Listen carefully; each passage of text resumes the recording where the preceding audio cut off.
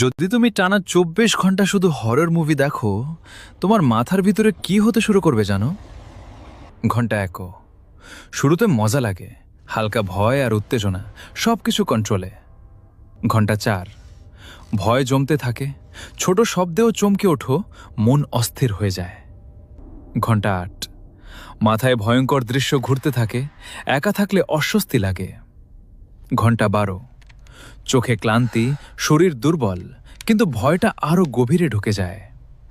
ঘন্টা 16, মনে হয় কেউ যেন তোমাকে দেখছে, চারপাশ অস্বাভাবিক লাগে। ঘন্টা 20, প্যারানরমাল অ্যাক্টিভিটি শুরু, অন্ধকারে কিছু নড়ছে, মনে হয় বাস্তব নিয়ে সন্দেহ জন্মায়। ঘন্টা 24, ভয় আর ক্লান্তি একসাথে আঘাত করে, তুমি মানসিকভাবে একদম ভেঙে পড়বে।